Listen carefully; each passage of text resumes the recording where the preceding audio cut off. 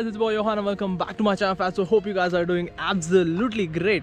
So this video being the first video of 2025, so happy new year to everyone who's watching. Yeah, it's been 2 months. I'm recording on March 2nd because yesterday I have recorded once, but the audio was like this. Current Gen 3 D390 owners and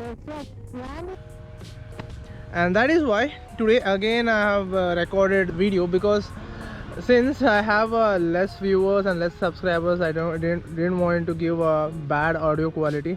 As the thumbnail says, it's all about this and versus the Adventure 390s and 250s, which one you should buy.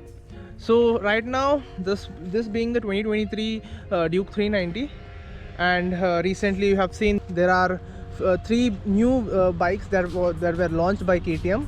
One is the KTM Adventure 250 that is priced around 2.8 to 3.1, I guess, 250, and another one would be the Adventure 390X that is priced around 3.6 to 3.7 lakhs, and the top version, that is the Adventure 390S, the standard version, which will cost you around 4.5 to 4.7.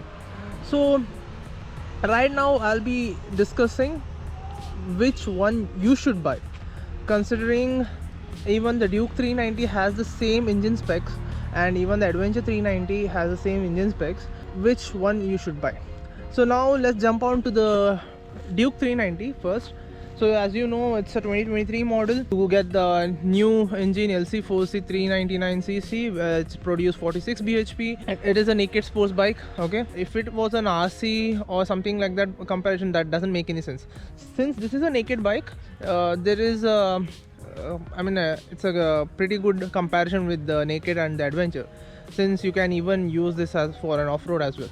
Okay, consider it, like a little bit of off-roading.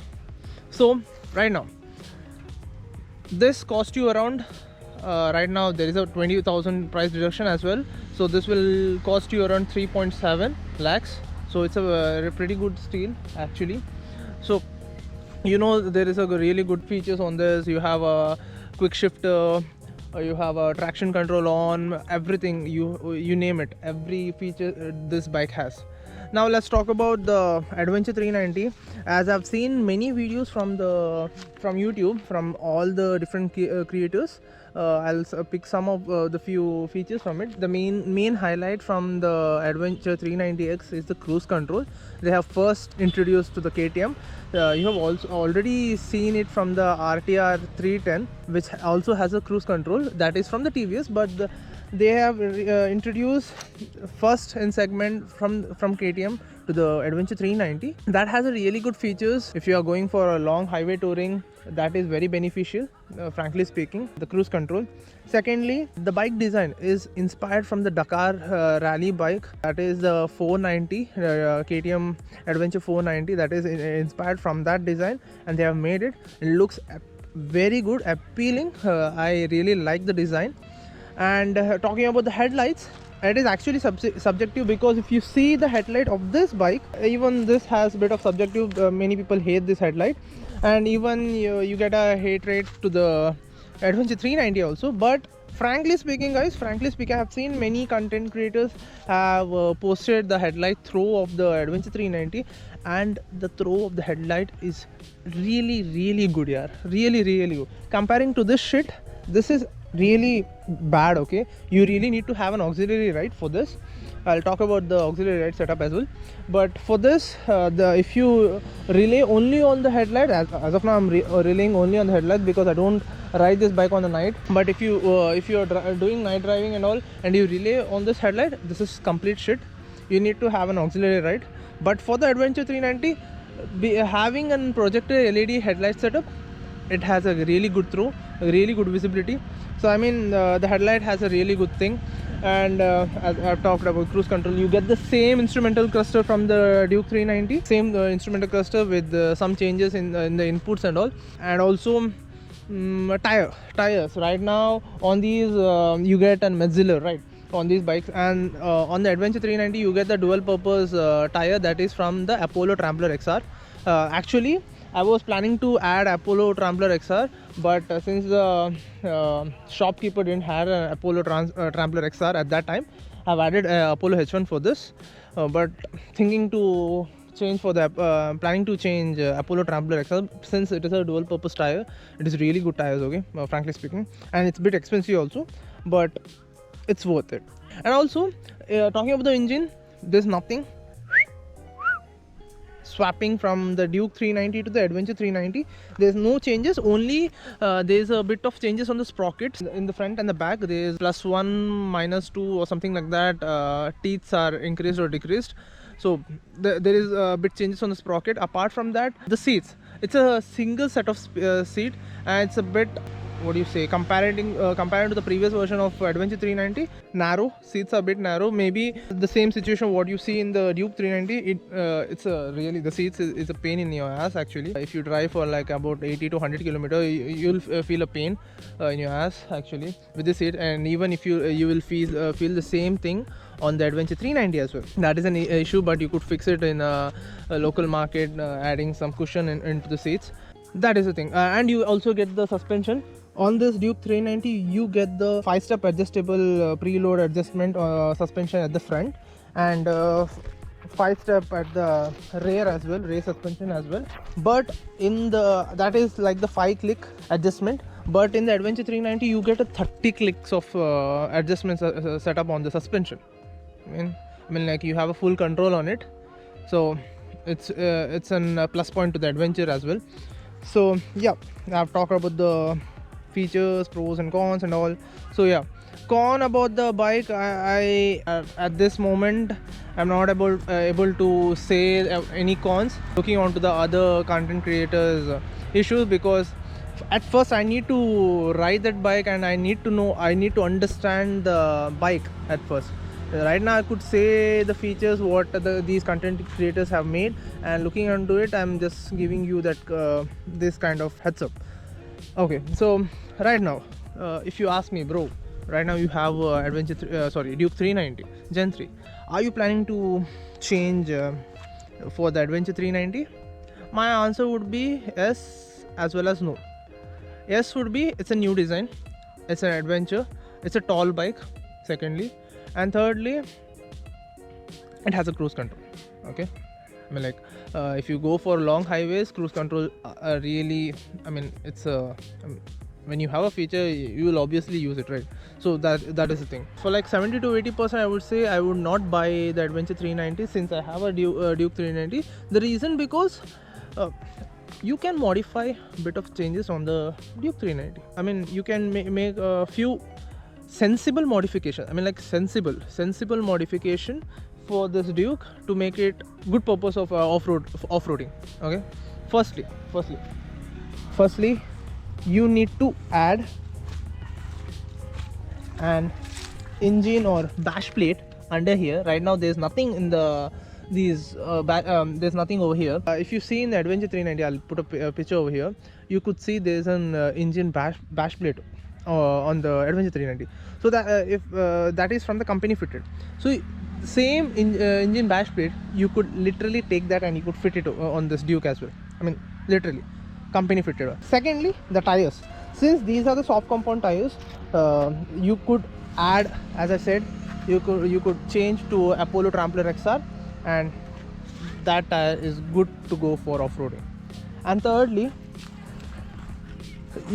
since I have complained about the headlights, if you see the official pictures of the Adventure 390, you could see there is an auxiliary light setup under the headlight.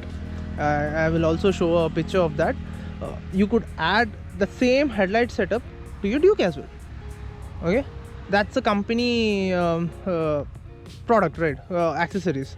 So you could easily fit it into your service center, and there's no issue of wiring and all, since they know how to fix it, right? So that is the thing. Those three things, if you add it on this Adventure Duke 390, you can easily go for off-roading. I mean, like, not like an hardcore, since I know there are many people, they buy adventure bikes, considering the Himalayan Xpulse or these Adventure 390s, but there's like 80% of people buy those kind of adventure bike and use their bike only for highways. Okay, use that bike only for highways and not for off-roading. They're like only 10% of people, they are like hardcore riders and they use that bike completely on off-roading. Okay, that is why if you ask me, bro, are you gonna buy that? No, because my purpose is on highways and roads, so this would be justifiable since I'm not a hardcore off-roader. But if you are living in a guard section or some areas which is off-roading, and also if you are a hardcore and you want to learn off-roading and all, what are you waiting for? Go take a test drive and buy the bike. Actually, since it's a new bike, there's a really good hype. I don't know whether to say it or not, but always take a test drive of n number of bikes, whether you want it or not. Don't just jump onto the Adventure 390 standard variant. Do also check out the 250 where if it suits to your riding style. Do take the test drive of 250 since many people do like 250 as well. It is all depends upon how you are comfortable with the bike. So take the test drive of 250 as well. Also the 390X, since 390X looks really, looks good when compared. The standard variants is paint scheme is bit good from the 390X when compared to the standard one. So yeah, it's all about your liking and dislike, because since if you ask me, are you gonna buy? No, because as I said, I can do some few of modification and I can do pretty good off-roading with that kind of modification. Apart from that, I don't go much for off-roading since I don't have in my locality those kind of off-roading trials or sections. Preference is for 80% is on, like 80 to 90% is on road, so this bike would be the best. It is all depend upon you. As I said, if you want to purchase, do take a test drive. Understand your likes and dislike. Do take the test drive of Duke 390, take a test drive of Adventure 250, 390X and 390 standard, and then decide which one are you gonna buy. Secondly, if there are person who is having previous generation 390 and they wanted to test out the planning to buy a new 390 Adventure, I would say yes, you go for it, because that is being a previous generation. The power is about 40 bhp, and now the new Duke, new Adventure 390 has a 46 bhp. You have a really good instrumental cluster, you have a cruise control, you have a different stance on it. But if you are a married guy, I would say don't buy it, because since the pillion seat is bit, not bit, it's too small, your partner would be very uncomfortable sitting at the back. So I would really suggest, if you are a married guy and if you are planning to take out your wife as a pillion, that would be a bad idea, since the bike seat for a pillion is too small. So that is the thing, and it's all depend upon you, yaar. As I told you, you should decide. You should take a test drive, look onto everything. I need to take test drive first, and then I could give a verdict. So this is a bit of my opinion on whether you need to buy the Adventure 390 or you should stick to this or you should buy this. Okay, if you ask me, as I said, those kind of modification I can do it and I can ride it easily. So that's all for today's video, guys. I hope you like it. Make sure to subscribe to my channel. Do like this video. Do comment down if you have any queries. Do comment down. Seriously, I would love to reply it to you. Do comment down. Do share to your friends. They are planning for the new Adventure 390, and I see you in my next video, guys. Until then, bye bye. 'Cause we're aiming high.